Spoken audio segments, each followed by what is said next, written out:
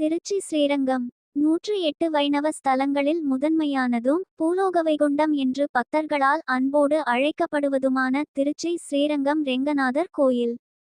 இக்கோயிலில் ஆண்டுதோறும் வைகுண்ட ஏகாதசி பெருவிழா எனப்படும் சொர்க்கவாசல் திறப்பு விழா நடைபெறும்.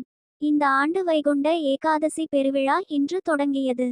பகல் 10 முதல் நாளான இன்று காலை மூலஸ்தானத்தில் இருந்து ரத்தின பாண்டியன் கொண்டை, வைரபதக்கம், வைரபயஹஸ்தம், முத்துமாலை, பவளமாலை, காசுமாலை, அடுக்குபதக்கம், வைர ஒட்டியானம், வைர நெற்றிப்பதக்கம் உள்ளிட்ட திருவாபரணங்கள் கூடியவாறு புறப்பட்ட நம்பெருமாள் அர்ஜுன மண்டபம் சென்றடைந்தார்.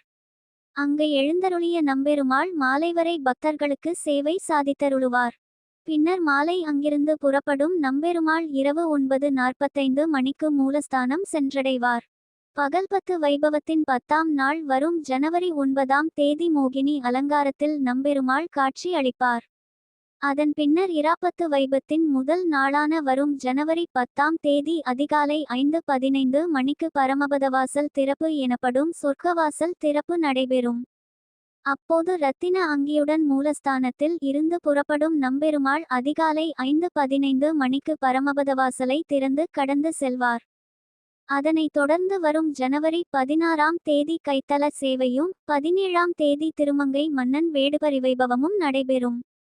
அப்போது நம்பெருமாள் தங்க குதிரையில் வலம் வருவார். ஜனவரி 19ஆம் தேதி தீர்த்தவாரியும் 20ஆம் தேதி நம்மாழ்வார் மோட்சத்துடன் வைகுண்ட ஏகாதசி திருவிழா நிறைவுறும். 21 நாட்கள் நடைபெறும் இந்த வைபவத்தின் போது மூலஸ்தானத்தில் இருக்கும் மூலவர் பெருமாளுக்கு முத்தங்கியுடன் சேவை சாதித்தருளுவார்.